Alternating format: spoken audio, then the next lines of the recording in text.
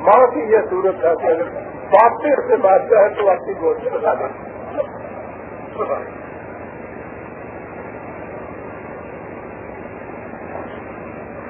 یہ ہے رشتہ اس نظام کا جس کے ہاتھ اور رزق کی تقسیم ہوتی ہے، یعنی ماں اور بچے کا رشتہ. جس طرح ماں کی کیفیت یہ ہے کہ وہ اپنے بچے کو دودھ پلا کر نہ اس سے محتاج سمجھتی ہے، نہ ذلیل، نہ بچے سے اس کا معطل کرتی ہے، نہ صلہ، جس کے لیے اسے ستائش کی تمنا بھی نہیں ہوتی، نہ شکریہ کی آرزو.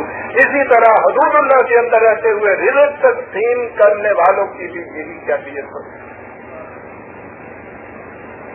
لا نريد منكم جزاء ولا شکورا.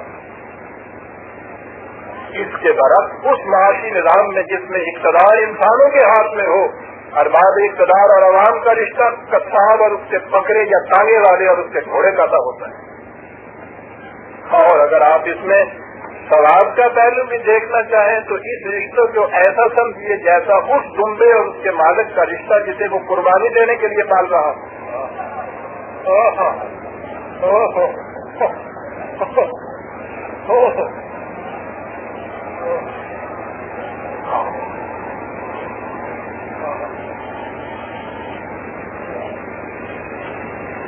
اس میں بکرے گھوڑے یا دمبے کی پرورش ان جانوروں کی خاطر نہیں ہوتی، اس لیے ہوتی ہے کہ اس سے وہ جانور ان کے مالکوں کے مقاصد پر ہوئے کار لانے کے قابل رہے.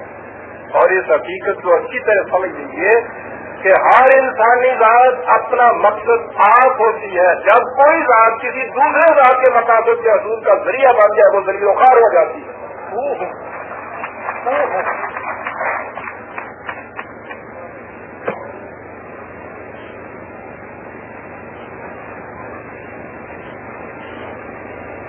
زندار نفس کی اس شکست کا وہ رد عمل ہوتا ہے جو معاشرے کے زیر دستوں کی طرف سے سرکشی اور بغاوت کی شکل میں نمودار ہوتا ہے. کوئی ذات اپنی ذلت برداشت نہیں کر سکتی. معاشرہ تو ایک طرف. جس دن کوئی ماں باپ اپنے جوان بیٹے سے کسی بات پر ناراض ہو کر یہ کہہ دے کہ کیا ہم نے تمہیں اسی دن کے لیے پالا پوسا تھا، اس کے دل سے ان کا احترام ختم ہو جاتا ہے، کیونکہ اس کے لیے یہ احساس بڑا عزت رفع ہوتا ہے کہ میں کسی دوسرے کے مقاصد کو بروئے کار لانے کا ذریعہ بن گیا. میری ذاتی حیثیت کچھ نہیں رہی. فرد کی ذاتی حیثیت اسی وقت تک باقی رہتی ہے جب اس کی ذات کا احترام کیا جائے، جب اسے کسی دوسرے کے مقاصد کے بروئے کار لانے کا ذریعہ سمجھ لیا جائے، اس کے دل میں نفرت اور سرکشی کے جذبات ابھر آتے ہیں. اسی لیے میں اپنے بھائیوں سے جو بات ہے ان سے عرض کروں گا، کبھی یہ بات جواب دینے سے نہ کرو جس سے اس کی زندار نفس کو شکست ملتی ہے. اس کی سرکشی اس میں ہوتی ہے کہ احترام کرو اپنے بچوں کا، پھر دیکھو وہ آپ کا احترام کس طرح سے کرتے ہیں.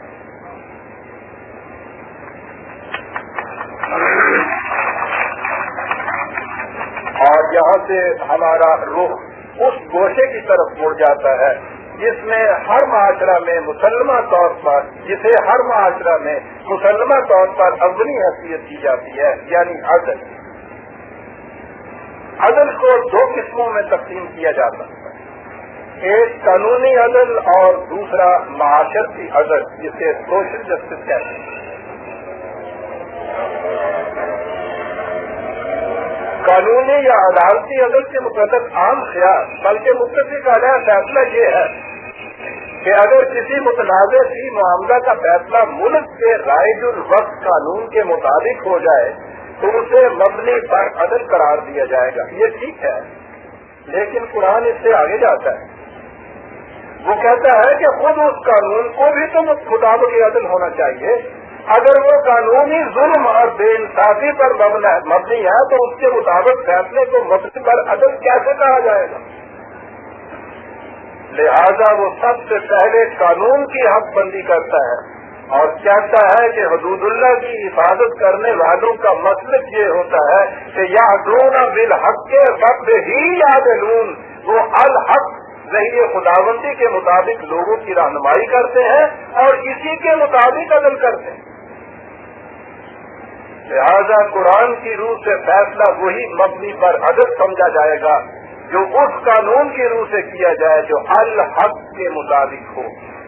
جہاں تک عدل کرنے کا تعلق ہے کوئی سلسلے میں کہتا ہے کہ لا تجزی نفس عن نفس شیئا ولا يقبل منها شفاعۃ ولا يؤخذ منها عدل ولا هم ينصرون، کوئی بڑی سے بڑی شخصیت بھی اس پر مؤثر نہ ہو، نہ کسی کی سفارش قبول کی جائے، نہ ہی جرم کا کوئی بدل لیا جائے، غرضے کے اس بات میں کوئی بھی مجرم کا حمایتی نہ ہو، فیصلہ یکسر خارجی اثرات سے بالا تر ہو کر کیا جائے۔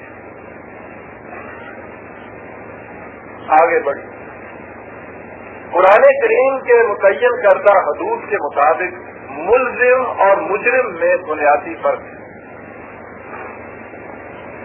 وہ کہتا ہے کہ ملزم کو اس بات جرم تک بے گناہ سمجھے، اس کے متعلق حسن ظن سے کام، اور حسن ظن کا تقاضا ہے کہ ملزم کے متعلق تمہارا اولی رد عمل، فرسٹ ری ایکشن یہ ہو کہ ہذا اسم مبین، ہذا بہتان عظیم، یہ الزام چھوٹا نظر آتا ہے، یہ اس طرح دکھائی دیتا ہے، لیکن عدالت کو چاہیے کہ وہ دیکھ کے اس کا فیصلہ کرے۔ پہلا رد عمل حق پر۔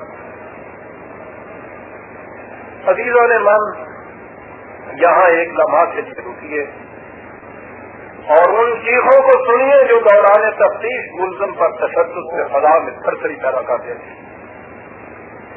جن ملزموں پر یہ تشدد برتا جاتا ہے ان کی اکثریت بے گناہ ثابت ہو جاتی ہے، اور جن کے خلاف جرم ثابت بھی ہو جاتا ہے انہیں جو سزا ملتی ہے وہ اکثر و بیشتر اس کرب و اذیت کے مقابلے میں کچھ بھی نہیں ہوتی جس کا کندہ اقتصاد انہیں دوران تفتیش بنایا گیا ہے۔ کئی ملزم اس اذیت کے مقابلے میں موت کو ترجیح دے کر خودکشی کر دیتے ہیں۔ یہ طریقے تفتیش انتہائی ظالمانہ ہے جو قرآن کی روح سے سنگین جرم قرار پاتا ہے۔ قرآنی نظام اس کی قطعی اجازت نہیں دیتا۔ جو نظام ملزم کے متعلق جس قدر حسن ظن کی تاکید کرتا ہو وہ اس کے خلاف ایسے وحشیانہ اقدام کی اجازت کیسے دے سکتا ہے؟ بیٹھ کے سوچنا ہوگا کہ قرآن کی حدود میں رہتے ہوئے تفتیش کا کیا طریقہ اور کیا تعلق ہونا چاہیے۔ جہاں تک مجرم کی سزا کا تعلق ہے، قرآن کی مقرر کردہ حد یہ ہے کہ جزاء سیئۃ سیئۃ مثلھا، سزا مطابق جرم ہونی چاہیے، جرم سے زیادہ نہیں۔ اور اگر مجرم میں احساس ندامت ابھرے اور اس کی اصلاح کی توقع ہو تو اسے معاف بھی کیا جا سکتا ہے۔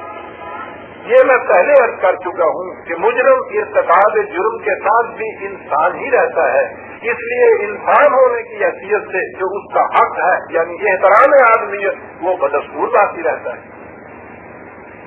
نفرت جرم سے ہوگی، مجرم سے نہیں۔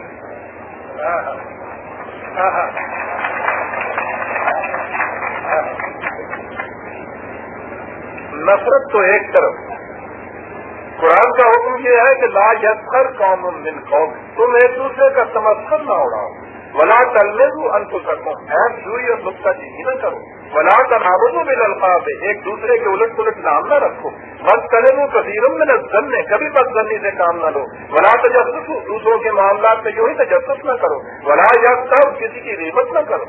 آپ نے دیکھا کہ قرآن افراد معاشرہ کے باہمی تعلقات جن بنیادوں پر استوار کرتا ہے، اور اس کے بعد عدل کا دوسرا گوشہ ہمارے سامنے آتا ہے، یعنی معاشرتی عدل۔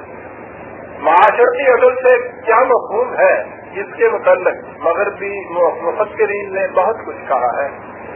مشیگن یونیورسٹی کا فلسفہ کا پروفیسر ولیم کے فرینکینا اس بات میں لکھتا ہے کہ معاشرتی عدل کے متعلق جو کچھ بھی کہا گیا ہے اس کا ملخص یہ ہے کہ ایک سوسائٹی کو اس وقت مبنی پر عدل کہا جائے گا جب وہ ہر فرد معاشرہ کو، جس میں ہر فرد معاشرہ کو وہ کچھ مل جائے جو اس کا حق ہے،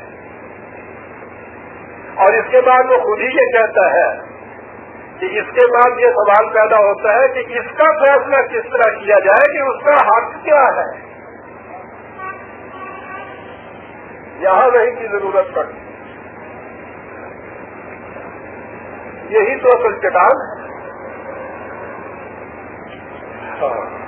وہ کہتا ہے کہ اس سوال کا اطمینان بخش جواب ہمیں کہیں سے نہیں ہے۔